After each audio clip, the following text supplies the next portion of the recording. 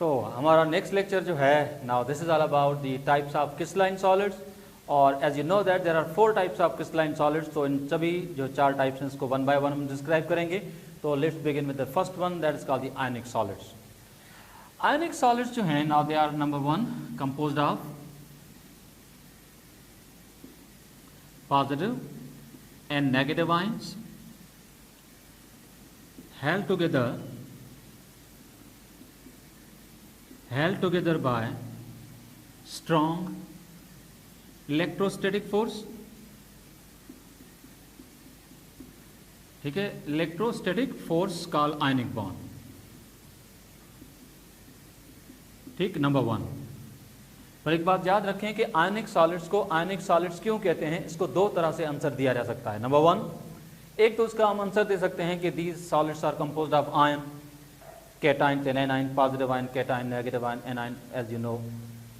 हम इसका दूसरा जवाब यूं भी ले सकते हैं कि these solids since have the electrostatic force, that electrostatic force is called ionic bond. तो ionic bond, that's why simply the solids are called ionic solids. तो इसके 2 तरह से पॉसिबल आपके क्वेश्चंस हो सकते हैं। नंबर 1, अब आते हैं कि आयनिक सॉलिड जो हैं इसके कुछ एग्जाम्पल। जितने भी आयनिक कंपाउंड्स हैं वो सब इसी कैटेगरी में आते हैं। कुछ आपने पढ़े हैं, कुछ मैं एग्जाम्पल दे रहा हूं, जैसे कि सोडियम नाइट्रेट NaNO3, जैसे कि magnesium sulphate that is MgSO4, जैसे कि calcium carbonate that is CaCO3, जैसे कि silver nitrate that is AgNO3, जैसे कॉपर सल्फेट, ठीक है, CuSO4। These are the few examples of the ionic solids. Common example आपको पता है, जैसे कि फर्स्ट ग्रुप और सेकंड ग्रुप के हैलाइड, जैसे कि sodium chloride, sodium bromide, sodium iodide, ये सारे एग्जांपल आपने जनरली आपको नॉलेज में रहेंगे। अब आते हैं कि जो आयनिक सॉलिड्स हैं उनके जनरल कैरेक्टरिस्टिक क्या हैं, कि आयनिक सॉलिड की पहचान क्या है। नंबर 1, आयनिक सॉलिड जो होते हैं they are number 1 brittle. Ionic solid जो होते हैं वो क्या होते हैं, ब्रिटल होते हैं, because by forcing the solids easily broke down. ठीक है, दी सॉलिड्स क्या होते हैं, इजीली ब्रेक होते हैं। फॉर एग्जांपल, इसकी ब्रिटिलिटी को समझने के लिए फर्स्ट कर लेते हैं कि ये हमारे पास कुछ पार्टिकल्स हैं। ठीक है, you can see positive negative and positive. तो आप देख सकते हैं कि ये जो आयंस हैं ये अल्टरनेटिव पोजीशंस पे आपस में कनेक्टेड है।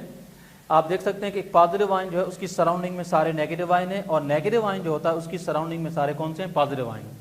सपोज करो इस क्रिस्टलाइन सॉलिड को, जो कि आयनिक सॉलिड है, उसकी किसी भी एक सर्टेन पोजीशन पे अगर फोर्स लगाई जाए, और फोर्स लगाने से अगर ये पूरी की पूरी लेयर अगर डिस्प्लेस हो, तो आप जानते हैं कि पॉजिटिव और नेगेटिव ये दोनों जो चार्जेस हैं वो एक ही लाइन में आएंगे, एक ही लाइन में आएंगे। तो सिमिलर चार्जेस जब एक लाइन में आएंगे तो एक दूसरे को क्या करेंगे, रिपेल करेंगी, और रिपेल करेंगी तो आयनिक सॉलिड का एक हिस्सा दूसरे हिस्से से क्या हो जाएगा, वो सेपरेट हो जाएगा, और इसको कहते हैं breaking of a crystal. And this is why I am calling these solids are simply brittle. ये सॉलिड्स क्या होते हैं, ब्रिटल होते हैं। नंबर 1। बाकी प्रॉपर्टीज जो हैं, जैसे कि हाई मेल्टिंग पॉइंट्स, ठीक है, high boiling point, high density, इनकी मेल्टिंग पॉइंट हाई होती है, इनकी बॉइलिंग पॉइंट भी हाई होती है, और इवन इनकी डेंसिटी भी हाई होती है। एक सिंपल एग्जांपल अगर मेल्टिंग पॉइंट का लें, तो आप जानते हैं कि सोडियम क्लोराइड, आम नमक जो हम घर में यूज करते हैं, जो कि one of the best example of ionic solid, उसकी मेल्टिंग पॉइंट है 801 degree Celsius. Now just look at the ionic solid and having the high melting point about 801 degree Celsius. तो इस सिंपली मीन कि ion जो होते हैं उनके बीच में इलेक्ट्रोस्टैटिक फोर्स बहुत ज़्यादा स्ट्रांग होती है, और इस वजह से इन सॉलिड को मेल्ट करने के लिए हमें टेम्परेचर बहुत ज़्यादा चाहिए। नंबर 1। इसके साथ साथ जो आयनिक सॉलिड्स जो होते हैं उनमें एक पॉइंट ये है कि soluble in polar solvents like water. ठीक है, पर हम फ्यूचर में इस डिस्कशन को और भी डिटेल मिलेंगे जब चैप्टर 4 पे आएंगे। वहां पर आप डिस्कशन में यूं जाएंगे कि सिर्फ आयनिक सॉलिड वही पानी में सॉल्युबल होते हैं जिनकी हाइड्रेशन एनर्जी ज्यादा हो और जिनकी लेटेस्ट एनर्जी कम हो। क्योंकि आमतौर पे जितने एग्जांपल आपके सामने हैं, इसमें एक्सेप्शनली करीबन सारे ही कंपाउंड जो हैं वो पानी में सॉल्युबल हैं, सिवाय कैल्शियम कार्बोनेट के, क्योंकि यहाँ पर लेटेस्ट एनर्जी ज़्यादा है। और इवन सेकंड नंबर जो लीस्ट सॉल्युबल है वो है मैग्नीशियम सल्फेट, क्योंकि सेकेंड ग्रुप के जो सल्फेट्स होते हैं या कार्बोनेट्स होते हैं उनकी सॉल्युबिलिटी कंपैरेटिवली फर्स्ट ग्रुप के मुकाबले में थोड़ी सी कम होती है because of the high latest energy. ठीक है, तो यूजुअली ये सॉल्युबल होते हैं किसमें, पोलर सॉल्वेंट्स में। जैसे कि आपने सुना होगा एक केमिस्ट्री में कहावत है कि लाइक डिजॉल्व लाइक, जैसा सॉलिड होगा वैसे सॉल्वेंट में डिजॉल्व होगा। तो क्योंकि ये खुद पोलर होते हैं, चार्ज रखते हैं, तो सॉल्वेंट भी पोलर चाहिए जिसमें ये इजीली सॉल्युबल हो। ठीक, इसके अलावा एक और प्रॉपर्टी है जो इनको डिस्टिंग्विश करती है, वो है कि बैड कंडक्टर्स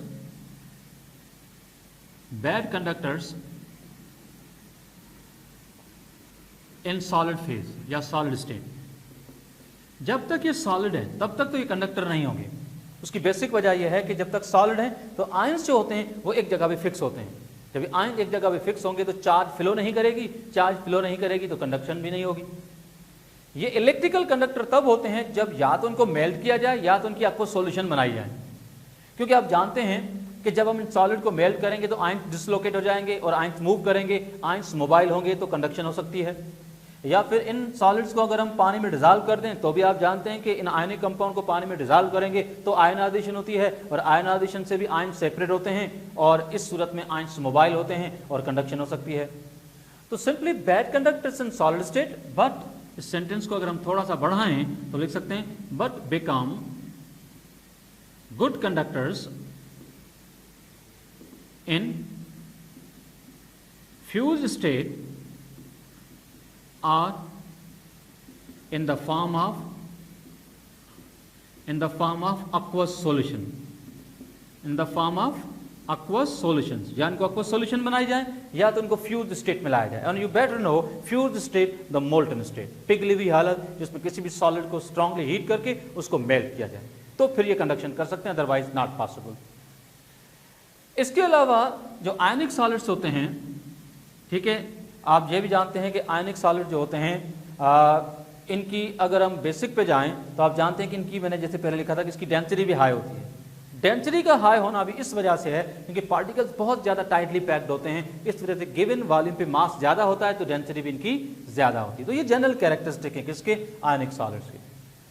अब आते हैं कि आयनिक सॉलिड के बाद एक सेकेंड टाइप जो है सॉलिड की, टाइप्स ऑफ क्रिस्टलाइन सॉलिड का सेकेंड टाइप जो है इसको हम कहते हैं कोवलेंट सॉलिड्स।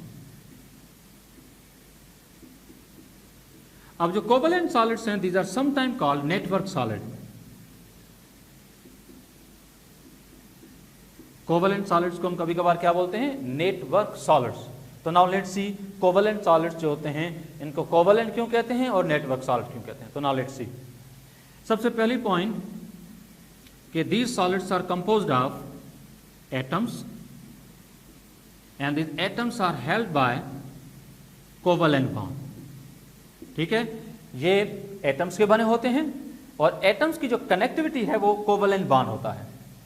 ठीक है, इसके कुछ एग्जांपल लेता हूं, फिर आप उसके एग्जांपल के थ्रू सीखेंगे कि why we are calling them as a network solid. Now let's see, इसके एग्जांपल अगर देखें जैसे कि डायमंड, जैसे कि ग्रेफाइट, ठीक है, इसके अलावा सिलिका जिसको आप सैंड भी कह सकते हैं, ठीक है, और इसके अलावा जो है कोरंडम, इसके अलावा जो है कार्बोरंडम। तो these are the few example of this category. इसके अलावा भी काफी एग्जांपल्स हैं जैसे कि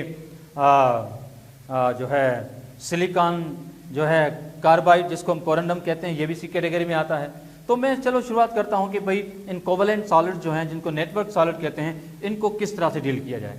तो पहला मैं एग्जांपल ले रहा हूं डायमंड, और फिर ग्रेफाइट का भी थोड़ा बहुत जिक्र किया जाएगा और इनकी स्ट्रक्चर के थ्रू हम सीखने की कोशिश करेंगे कि why they are called network solid. तो नाउ लेट्स सी डायमंड। आप सब जानते हैं कि जो डायमंड है, ठीक है, जो डायमंड है इसकी कंपोजिशन है सिर्फ कार्बन, कभी कभार इसको हम लिखते हैं C(N). Entire structure of diamond contains only carbon, and each carbon in the diamond, as you know, it is sp3 hybridized. Her carbon अगर sp3 हाइब्रिडाइज है तो आप ये भी जानते हैं कि एक कार्बन जो होगा वो फिर 4 और कार्बन एटम के साथ कनेक्टेड होगा थ्रू कोवलेंट बॉन्ड। अरेंजमेंट आप देख सकते हैं ये टेट्राहेड्रल है। sp3 हाइब्रिडाइजेशन में आप सब जानते हैं कि अरेंजमेंट जो होती है वो क्या होती है, टेट्राहेड्रल। और इवन आप ये भी जानते हैं कि इनके बीच में जो बॉन्ड एंगल होती है वो होती है 109.5 डिग्री।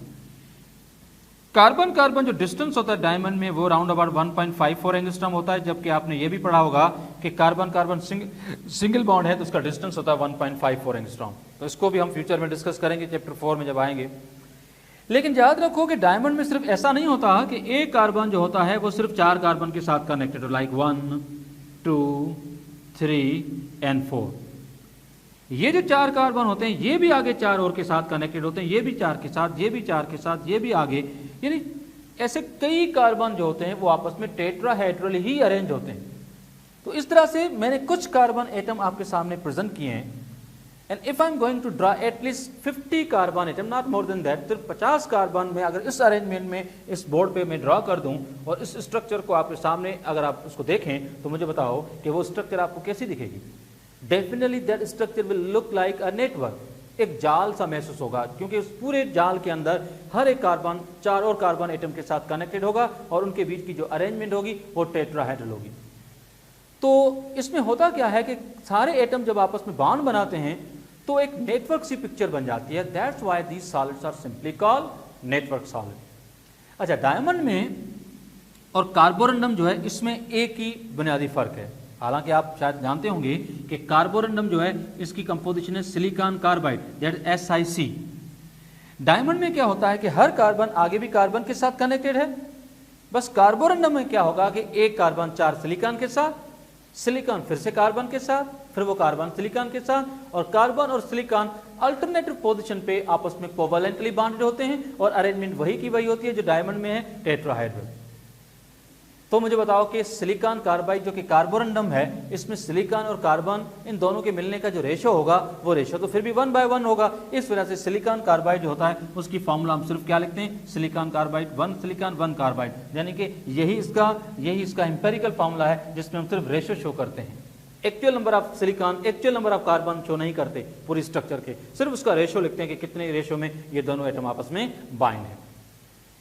अच्छा, ग्रेफाइट में और डायमंड में थोड़ा सा फर्क है। जैसे कि डायमंड है इसमें कार्बन की चारों वैलेंसी सेटिस्फाइड है, नो इलेक्ट्रॉन इज फ्री। जो आपने सुना होगा कि डायमंड जो होता है वो बेसिकली बैड कंडक्टर होता है because of no available free electron और डीलोकलाइज्ड इलेक्ट्रॉन। पर ग्रेफाइट की स्ट्रक्चर को अगर हम थोड़ा सा डिस्क्राइब करें तो जरा देखें आगे। So here we have a graphite.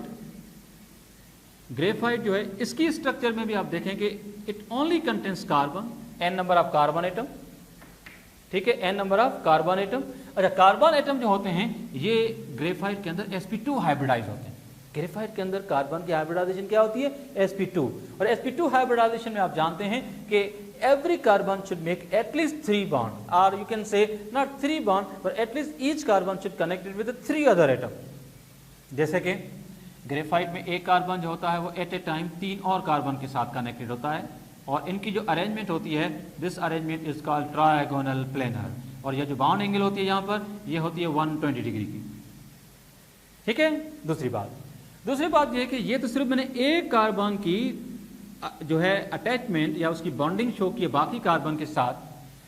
आगे वाले कार्बन जो होंगे ये भी 3 के साथ, उसके आगे वाले भी 3 और कार्बन के साथ, जितने भी कार्बन होंगे सब के सब 3 कार्बन के साथ कनेक्टेड होंगे। और इस तरह से जब कई कार्बन एटम ट्रायगोनली जब अरेंज होंगे so they are going to form the hexagonal layers, hexagonal rings you can say. और इन हेक्सागोनल रिंग्स की जो अरेंजमेंट है ये कुछ यूं होती है। सपोज ये एक हेक्सागोनल रिंग है, इसको मैं आगे एक्सप्लेन कर रहा हूं कि इसमें कार्बन के एटम जो होते हैं वो ट्रायगोनली अरेंज कैसे होते हैं। तो फर्ज कर लेते हैं कि ये कुछ हेक्सागोनल रिंग्स हैं, ठीक है। ऐसे में एक और लेयर बना लेता हूं, ठीक है। तो just see how these atoms are connected in the graphite, ठीक है। अगर आप ध्यान से देखें तो मैं किसी भी एक पोजीशन को एक्सप्लेन कर सकता हूं लाइक दिस। सपोज ये डॉट कार्बन को रिप्रेजेंट कर रही है। इस कार्बन को देखें, ये 1, ये 2 और ये 3। अब आप देख सकते हैं कि ये अरेंजमेंट जो आपको नजर आ रही है ये भी ट्रायगोनल प्लेनर है। तो ऐसे कई कार्बन एटम जब ट्रायगोनली अरेंज होते हैं तो ये हेक्सागोनल लेयर्स बनाते हैं। एक बात और, each layer of the graphite is called graphene. Each layer of the graphite is simply called graphene, ठीक है। अब ये जो ग्राफीन होती हैं इनके बीच में जो कनेक्टिविटी होती है वो होती है वान डर वाल फोर्स। इन लेयर्स के बीच की जो कनेक्टिविटी होती है इसको हम क्या बोलते हैं, वान डर वाल फोर्सेस, ठीक है। अब क्योंकि कार्बन ने 3 बॉन्ड बनाए हैं, कार्बन ने 3 बॉन्ड बनाए हैं, हर कार्बन के साथ एक इलेक्ट्रॉन फ्री है, हर कार्बन के साथ जो एक इलेक्ट्रॉन फ्री है वही इलेक्ट्रॉन डिलोकलाइज होता है and is responsible for the conduction of electric current, and to know that कि diamond was a bad conductor but graphite is a good conductor, and because of that reason, इसी वजह से जहां कहीं भी carbon as a electrode इस्तेमाल किया गया है, इंटर क्लास में आपने बहुत सारे प्रोसेसेस पढ़े हैं जिसमें कार्बन को एज ए इलेक्ट्रोड यूज किया जाता है, तो वहां पर कार्बन का सिर्फ एक ही एलोट्रॉप यूज होता है and that is called graphite, उसको हम क्या बोलते हैं, ग्रेफाइट। तो आई होप कि आप समझ गए होंगे कि ये जो एलोट्रॉपी वाला कंसेप्ट है ये क्या है। एलोट्रॉपी का मतलब है कि एक ही एलिमेंट के डिफरेंट फॉर्म है, लाइक डायमंड एंड ग्रेफाइट, पर diamond was a bad conductor, graphite is a good conductor. ठीक है, अब आते हैं जनरल कैरेक्टरिस्टिक क्या हैं इन कोवेलेंट सॉलिड्स के, तो जरा देखें। इनकी भी जो मेल्टिंग पॉइंट होती हैं, इनकी भी जो मेल्टिंग पॉइंट होती हैं, बॉइलिंग पॉइंट होती हैं, वो हाई होती हैं, ठीक है, पर इनकी डेंसिटी जो होती है वो थोड़ी सी लो होती है। पर डायमंड की डेंसिटी का बहुत ज़्यादा होना, उसकी वजह यह है कि डायमंड जो है इसमें पैकिंग जो होती है एटम्स की वो बहुत ज़्यादा स्ट्रांग है, तो इस वजह से मास पर यूनिट वॉल्यूम ज़्यादा है।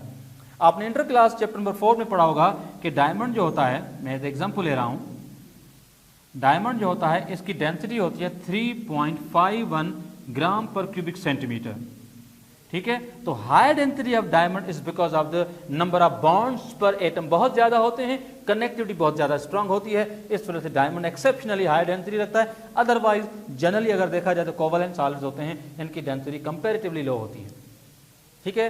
कुछ और चीजें, ठीक है, एक चीज और लिख सकते हैं कि यूजुअली बैड कंडक्टर्स, ठीक है, एक्सेप्ट ग्रेफाइट, ग्रेफाइट को छोड़ें तो फिर तो आप जानते हैं कि ये जो होते हैं बैड कंडक्टर्स होते हैं। ग्रेफाइट कंडक्टर क्यों है, इसकी डिस्कशन मैंने आपको बता दी। Because in graphite every carbon contains free electron and that electron is delocalised within the layers of the graphene, जिसको हमने ग्रेफाइट की लेयर्स कहा था, ठीक है। And that's why graphite is a good conductor but not the diamond. तो I hope कि आप समझ गए होंगे कि what is the basic difference between the diamond and the graphite, ठीक है। अच्छा, एक और चीज जो है वो ये है कि अगर कोवेलेंट सॉलिड जो होते हैं इनमें कोई भी अगर सॉलिड ट्रांसपेरेंट है, मतलब जिसके सॉलिड में या जिस सॉलिड में लाइट एंटर हो सकती है, तो ऐसी सूरत में हम एक पॉइंट और भी ऐड कर सकते हैं, वो है हाई रिफ्रैक्टिव इंडेक्स। इनका रिफ्रैक्टिव इंडेक्स जो होता है वो हाई होता है। रिफ्रैक्टिव इंडेक्स बेसिकली रेशो होता है, ठीक है, angle of incidence to the angle of refraction, not the reflection. Refraction जिसमें लाइट अपना मीडियम चेंज नहीं करती या चेंज करती है, रिफ्रैक्शन में हमेशा मीडियम चेंज होता है, लाइटर टू डेंसर मीडियम या डेंसर टू लाइटर मीडियम। तो आई होप कि आप समझ गए होंगे कि what is the basic difference in between the ionic and the covalent solid. तो चलते हैं एक और पॉइंट की तरफ। Now that is the number 3rd and this is called metallic solid, ठीक है, metallic solid.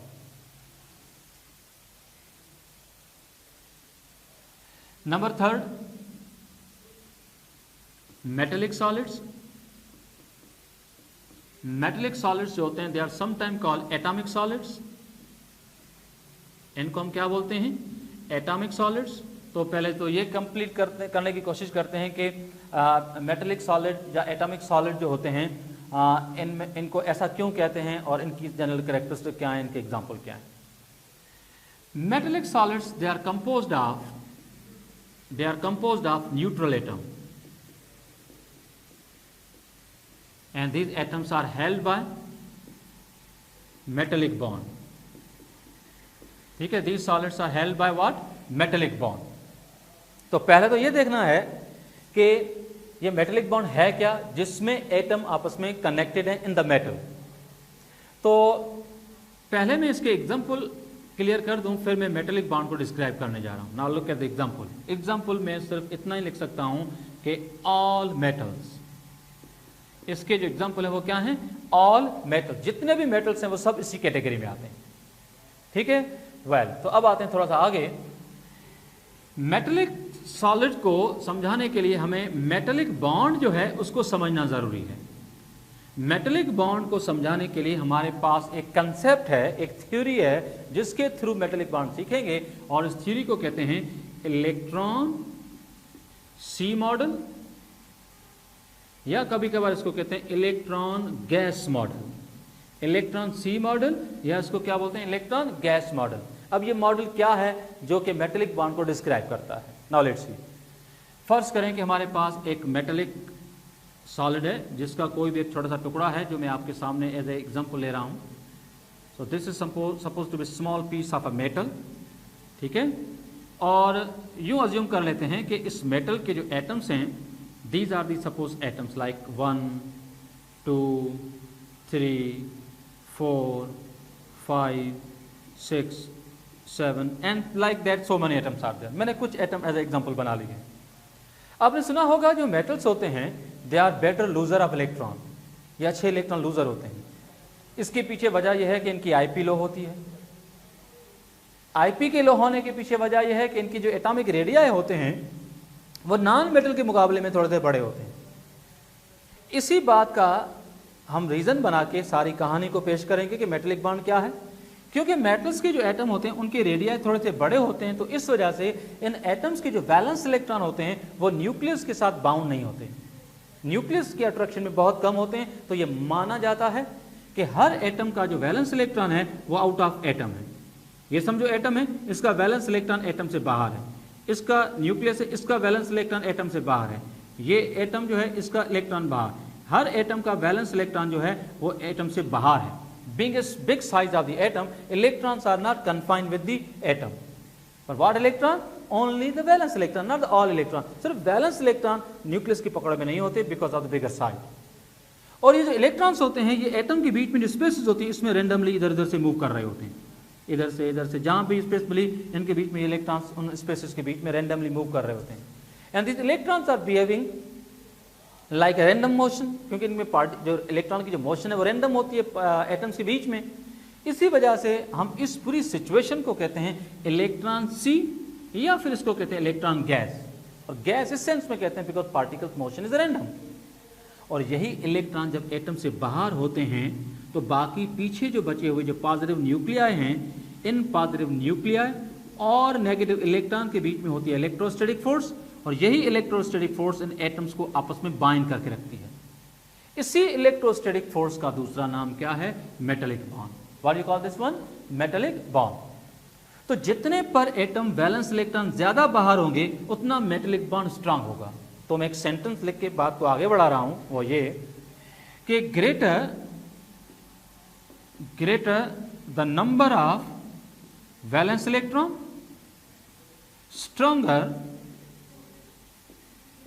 stronger will be the metallic bond। जितने नंबर ऑफ वैलेंस इलेक्ट्रॉन ज्यादा होंगे मेटेलिक बॉन्ड उतना ही ज्यादा स्ट्रॉन्गर होगा।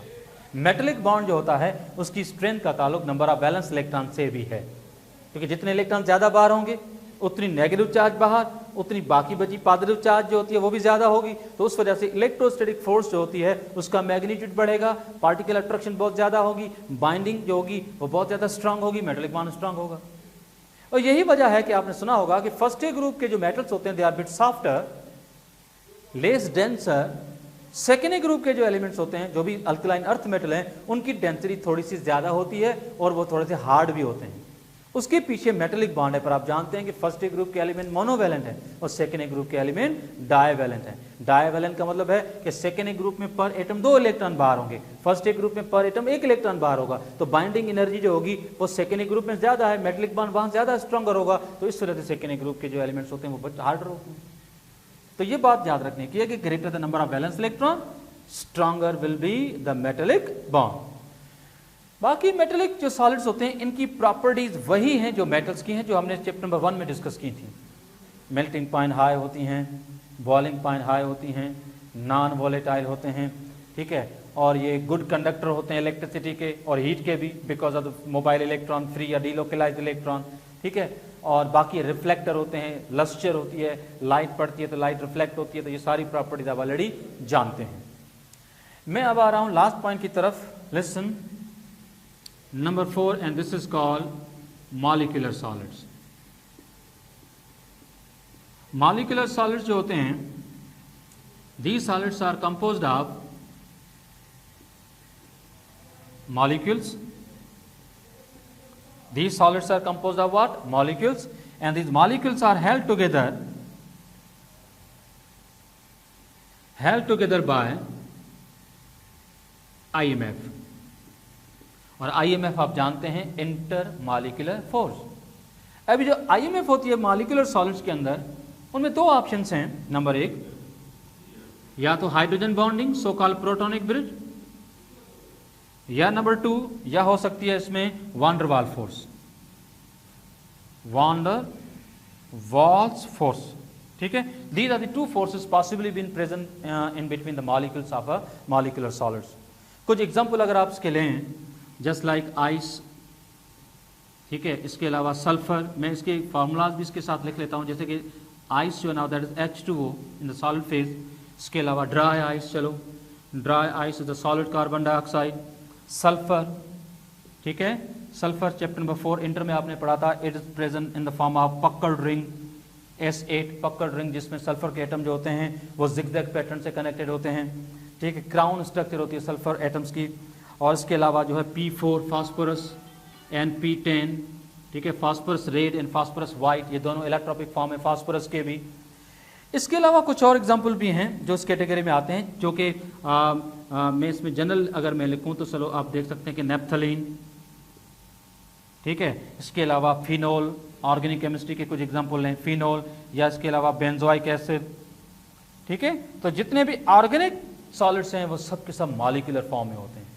अच्छा, इन सॉलिड की अगर जनरल कैरेक्टरिस्टिक को देखा जाए तो you can see low melting point, low boiling point, ठीक है, या इसको एक पॉइंट और इसमें ऐड कर सकते हैं, वो ये कि volatile, the solids are volatile and may sublime, ये वॉलेटाइल होते हैं और सबलाइम भी हो सकते हैं। जो सॉलिड वॉलेटाइल हो तो डेफिनेटली इस प्रोसेस को आप क्या बोलते हैं, sublimation, when a solid directly changes into gaseous phase. कुछ एग्जांपल मैं आपको दे सकता हूं जो गिवन एग्जांपल है इसमें से, जैसे कि आप देख सकते हैं फास्फोरस है, नेप्थलीन है, और आपका सल्फर है, और ड्राई आइस है। ये चंद एग्जांपल हैं एज ए एग्जांपल, ठीक है। These are the volatile solid, और इनको थोड़ा बहुत भी हीट करेंगे तो डायरेक्टली अपनी स्टेट को चेंज करेंगे, सॉलिड से गैसियस फॉर्म में आएंगे। और इसके साथ एक चीज मैं लास्ट में ऐड कर रहा हूं, वो ये है कि बैड कंडक्टर्स हैं, बैड कंडक्टर्स होते हैं, ठीक है, और अक्सर जो सॉल्युबल जो होते हैं they are soluble in non polar solvents, in non polar solvents. तो आखिर के जो दो पॉइंट्स हैं ये एक इन जनरल पॉइंट्स हैं। हो सकता है कि कुछ पर्टिकुलर मॉलिक्यूलर सॉलिड्स कंडक्टर भी हों, जैसे कि आपने सुना होगा वाटर कंडक्टर है। यस, वाटर कंडक्टर है only if it is impure, pure water जो होता है इट्स ए बैड कंडक्टर, ठीक है। बाकी soluble in non polar solvent, तो मेजॉरिटी जो मॉलिक्यूलर सॉलिड्स होते हैं वो नॉन पोलर मॉलिक्यूल्स के बने होते हैं। इस वजह से मेजॉरिटी जो मॉलिक्यूलर सॉलिड्स होते हैं वो बैड कंडक्टर्स होते हैं, पर उसके बावजूद भी कुछ कंडक्टर्स होते हैं, जैसे कि आप देख सकते हैं कि फिनोल है, बेंजोइक एसिड है, ये कंडक्टर भी हैं, और ना सिर्फ ये कंडक्टर हैं और साथ साथ ये क्या होते हैं, ये नॉन पोलर सॉल्वेंट में डिसॉल्व नहीं होते। मैंने आपको पहले ही कहा कि मॉलिक्यूलर सॉलिड में सिर्फ वही नॉन पोलर सॉल्वेंट में सॉल्युबल होंगे जो नॉन पोलर नेचर के होंगे, पर इसमें बेंजोइक एसिड है, फिनोल है, ठीक है। और ये चंद एग्जांपल मैंने आपके एग्जांपल के तौर पे लिए हैं जो कि पोलर नेचर के हैं, तो उनकी सॉल्युबिलिटी भी पोलर सॉल्वेंट में होगी। So that's it for lecture. हमारा जो नेक्स्ट लेक्चर होगा उसमें इंशाल्लाह फिर आपके साथ होंगे, और हमारा नेक्स्ट लेक्चर जो होगा that will be isomorphism and polymorphism. तो that's it for now, thank you, अल्लाह हाफिज।